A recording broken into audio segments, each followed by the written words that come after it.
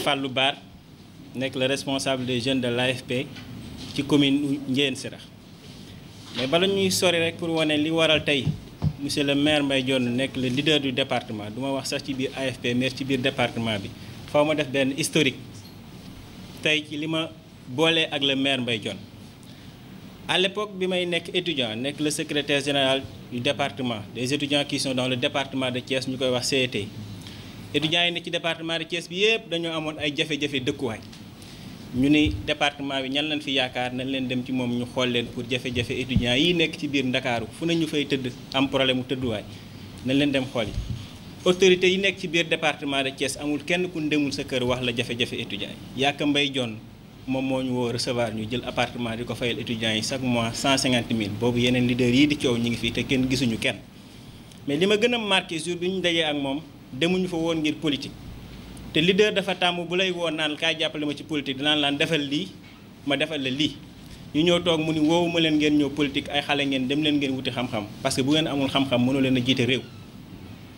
ñu dégg loolu dem wuti xam-xam jàngi on était d'autant plus fier bi ñu jàngee ba pare suñu étude ñu woo ko ne ko ñëwal tey nga pare ne suñu ay activité parce que yow yaa tax tey ñu jàng ba si fii ñu egg kon kooku département bi ñor na ko mais su ma ñëwee ci biir commune Ndiéyène Sirakh amul fenn fooy dox ci mbedd ba dégg fa beneen leaderu AFP Mbaye Dione lan fa xam Mbaye Dione lan xam bu ndee jàng moom mooy ñëw fu dëkk sori fu ne dem nañ fa ci biir commune bi Ndiéyène Sirakh di fa jàppale ay nit ndax le maire Mbaye Dione kon tey bu ay nit jógee fële ci 9 ans yoo xamante ni jox nañ leen département bi ne leen jiite leen département bi dégguñu leen fenn sama yeneen camarade daan ci mën a ñëw dañuy yaakaar ne dañuy coowloo rek waaye wax ju bëri jiitewul parti ci terrain bi ngay nekk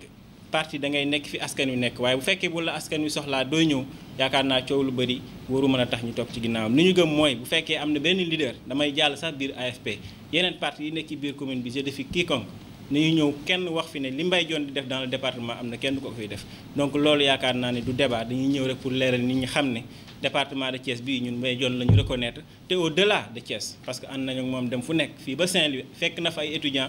dem ci weeru koor di leen jàppale amul benn commune boo xamante ni weeru koor jot na xamul ku nekk Ngoundiane xamul ku nekk Toubatoul te man mi ànduma ak une délégation fekk étudiants yi fa nu nekk yóbbul leen ndogu te taxawul fenn wax ko donc kooku mënuñu lu def jaajëfal ko dañuy ànd ak moom ci ginnaawam lu mu nekk ñu nekk ca ba karaag muy nekk li nga xamante ni moom la ñu yéene ëllëg mu doon ko te xam nañ ay ambition am xam nañ ay yéenam mi ngi ci ginnaaw président Moustapha Niasse kenn déggul mu wax lu ñaaw kenn déggul mu yëkkatu lu ñaaw teg ko ci ginnaaw nit donc ñun ci yar boobu lañ ñu yar moo tax duñu wax nit lu ñaaw ci ay yar ak i teggin ak jëf lañ ñu xamante ci loolu la ñuy continuer waaye bu taxaw jàkkaarloog nit ñi wax dëgg jotee dinañ taxaw wax nit ñi liy dëgg mooy que ne ñii di manigancé li ñuy wax ni du gëm-gëm du loo xamante ni lu ñuy bàyyi xel la ñun ñu ngi wër di liggéey di nekk sur le terrain ban daje ci terrain bi ñu xam kan mooy kan maa ngi leen di sant di leen gërëm. Babacar Ndiaye qui représentait le président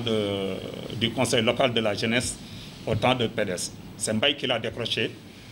Il y a le président de la zone 10 de Thiénaba, Ablaye Diaw, aussi avec qui nous travaillons. Il y a Modou Dione qui représente la commune de Thiénaba aussi au niveau du conseil, au niveau de la mairie, qui était chargé de la commission de jeunesse et sport au niveau de la commune, qui est avec nous. Il y a aussi Amadou Dieye, un économiste. Il y a Mass Ndiaye. Il y a Kodenyang, il y a El Hadj Faye, il y a beaucoup de personnes. Donc j'espère bien que l'AFP de Thiénaba est avec Mbaye Dione. Donc ça, je tenais à vous le dire. Mais à l'entame de mes propos, je vais présenter mes condoléances à l'actuel calife de Thiénaba. Donc nous tous, nous sommes censés que il y a l'autre qui est là, Marabout, qui est décédé, l'ex-calife général de Thiénaba, Cheikh Ahmad Tidiane Seck, et que vraiment, nous ne pouvons pas commencer aussi sans pour autant présenter nos condoléances à toute la communauté musulmane de Thiénaba et à toute la communauté musulmane du Sénégal. Donc vraiment, nous sommes là aujourd'hui présents et nous ne pouvions pas ne pas manquer, ne pas être présents. Pourquoi? Parce que c'est le département qui est réuni aujourd'hui. Et le département qui est réuni aujourd'hui ici, donc, doit prendre une résolution et Thiénaba ne voulait pas être en reste. Pourquoi Thiénaba ne voulait pas être en reste? Parce que chez nous, nous avons un soi-disant responsable qui se réclame comme étant le président de la jeunesse départementale et qui ne parvient pas à gagner un bureau de vote. Donc ça, c'est hallucinant. Donc ce responsable-là ne va pas me diriger, ne va pas diriger les autres. Nous avons longtemps cheminé ensemble avec lui, mais ils savent de quel bois nous nous chauffons. C'est pourquoi, depuis lors jusqu'à présent, son débat aux élections présidentielles, il ne nous convie sur aucune réunion. Mais malgré cela, nous avons pu construire un groupe,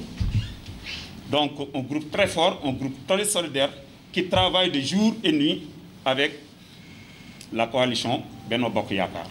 Et si vous allez à Thiénaba aujourd'hui, si vous demandez le maire, le coordinateur région communal de la commune de Thiénaba, si vous lui dites où est l'AFP, il va vous montrer Abdou Diouf, Lamine, etc. et j'en passe. Donc, au niveau de Thiénaba, c'est ce groupe-là qui est reconnu. Donc, soyons clairs. Et, M. Sarr, je vous interpelle. Je vais vous dire que, au niveau départemental, vraiment, je ne peux pas concevoir qu'un individu qui ne peut pas gagner un bureau de vote puisse vous diriger. Ça, nous n'allons pas l'accepter. Nous n'allons pas l'accepter. Et aujourd'hui aussi, donc, tout à l'heure, il nous a interpellés pour nous dire qu'il faut parler sur, donc, si réellement nous connaissons Alioune Sarr. Alioune Sarr, on l'a connu à travers les réunions départementales et les réunions régionales. On l'a connu. Mais à part ça, on ne le voit pas présent à Thiénaba. Mais partout, dans tous les villages et les hameaux qui se trouvent au niveau de Thiénaba, Mbaye Dione a posé son pied là-bas pour massifier le parti. Donc, chapeau bas à Mbaye Dione. Thiénaba reconnaît Mbaye Dione. Je le dis ici haut et fort. Nous, au niveau de Thiénaba, c'est Mbaye que nous reconnaissons. Donc, pourquoi je le dis? Il assiste les populations de jour en nuit. Hein? Vraiment, il nous épaule sur pas mal de choses. Hein? Il assiste, il contribue sur pas mal de choses qui se passent au niveau de Thiénaba. Donc, c'est cette personne que nous connaissons, c'est cette personne que nous voulons au niveau régional et c'est cette personne que nous voulons au futur au niveau national. Merci beaucoup. Je suis à travers la presse de la population sénégalaise et la population du monde entier. Moi, c'est Falilou Faye. Je suis étudiant de mes commerces. Je suis l'ancien président de l'amicale des élèves et étudiants de Toubatoul. Également, je suis l'ancien secrétaire adjoint, président de la commission pédagogique de mon amicale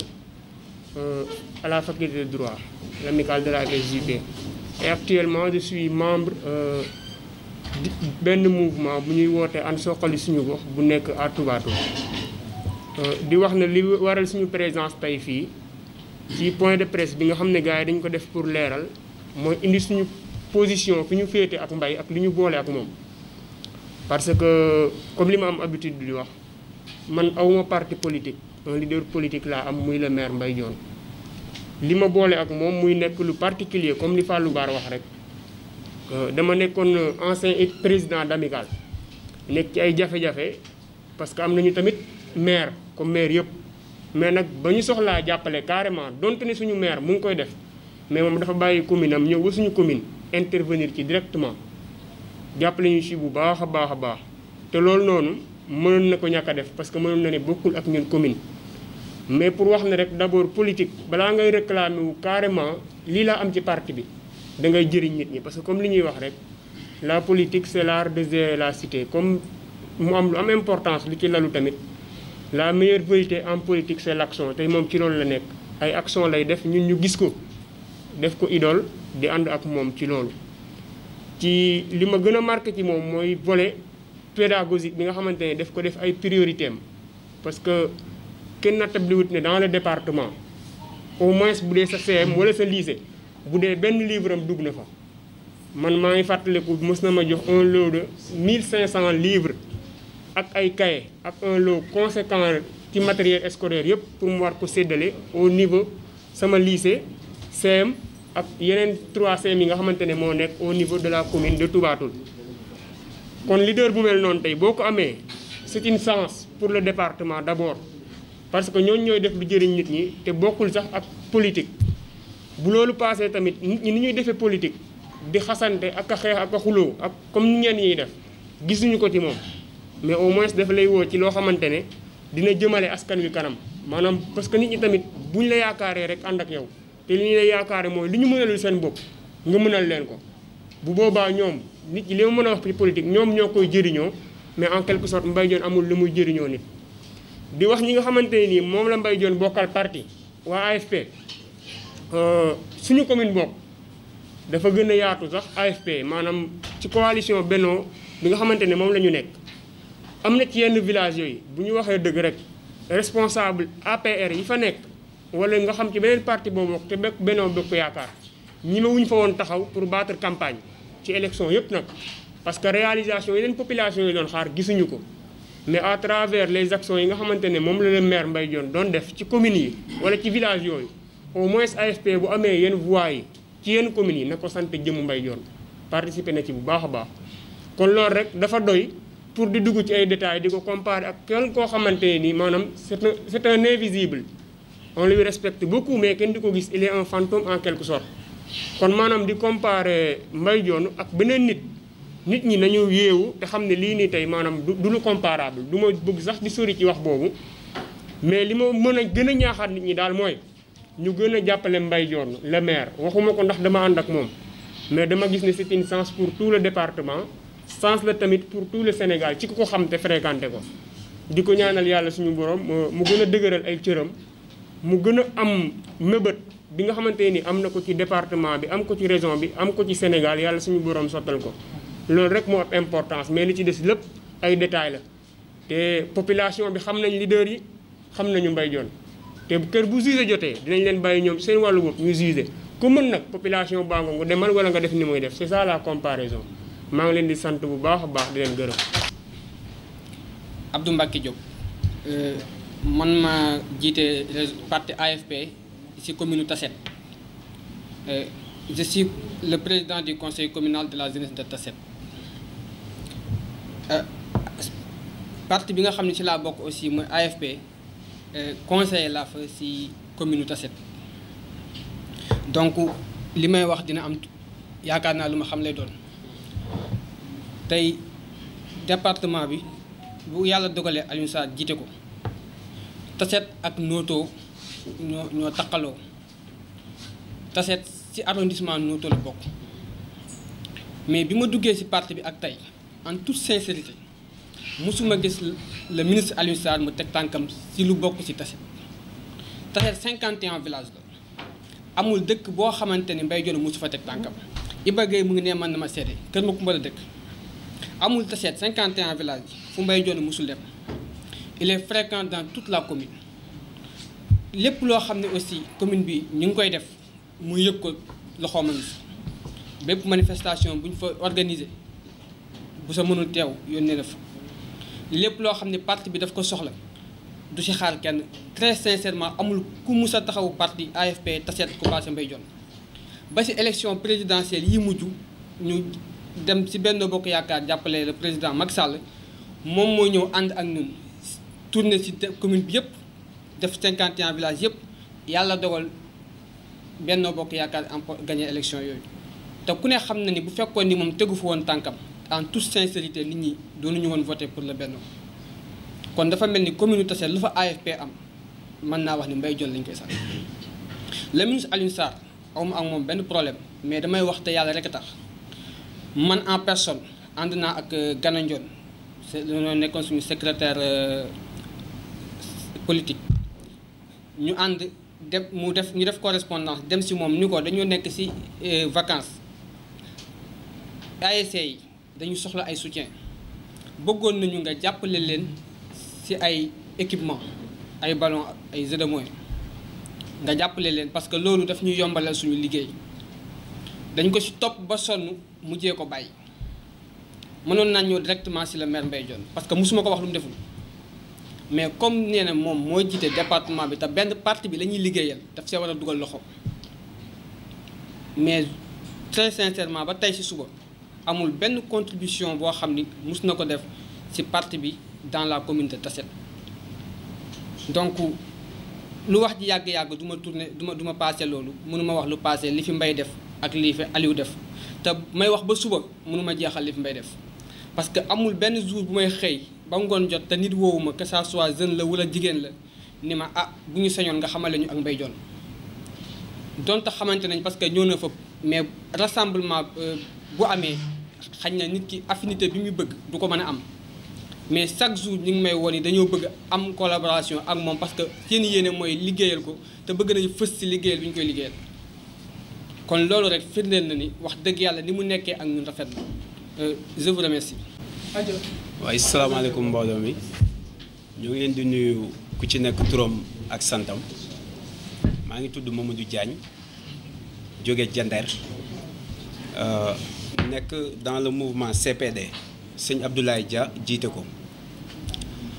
tey ñoo ngi fi ñëw ci benn volet peut-être dégg nañ problème mu AFP plutôt mais ñun sëñ Abdoulaye Dia ak Mbaye Dione li leen lié moo ñu fi indi parce que boo xoolee Diender ak Ngoundiane sore na mais lépp c'est dans le département mais en 2014 ñun dañ doon lancé suñu mouvement muy CPD Convergence pour la paix et le développement parce que il n'est pas sans sens ñun fi ñu dëkk am ay ténor politique yu fa nekk mais toog ba xam ni ñun suñu gox doxul moo ñu dugaloon ci politique mais fort probable benn Mbaye Dione lañ fa gis xamuñu lu ko indi ak xamuñu ban via la jaar pour ñëw ci ñun ñëw ni boo leen di def politique def leen nii jël leen cheminement bii depuis lors nag mu jàpp bàyyiwul léegi nag ñun tey bu ñu demee ba fële ñu dëkk côté Diender mu yóbbaale fu mel ni Kayar ñuy wax ku naan Aliou Sarr ñun mësuñu ko sax gis xam nga nit moom je pense xam nga nit moom bu fekkee mësoo ko gis sa terroir tey bu ñuy débat ci pour mu mettre en mal quelqu'un bu nga xamante ni yow bu dee esprit la sax wan na la ci yoonam mën naa am doo avancer ci loolu pour vous dire ñun dañu ñëw rek quelqu'un comme moi personnellement man Mbaye Dione dama ko ñee ci lu bëri suñu commune ñun melul nii première aperçu rek ñun suñu commune jigewul sax bu Ngoundiane bii te nag amuñu benn kii bañ ko wax dañuy wax dëgg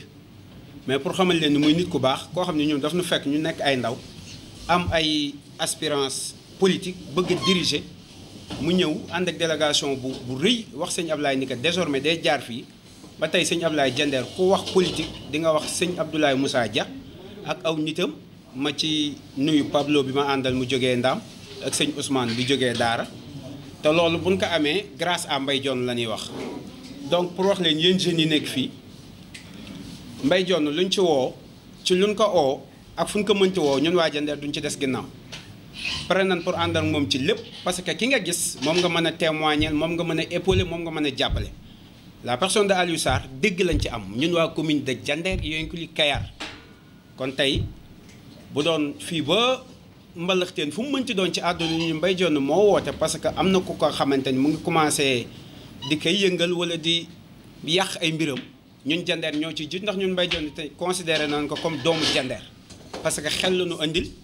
te ay ndaw lañ woon ñemewuñu woon le terrain politique mais grâce à Mbaye Dione dugg nañ xuus nañ te fi mu ne nii kuy tudd Diender di nga nu tudd kon maa ngi daaneel kàddu yi di sant waa Ngoundiane bu baax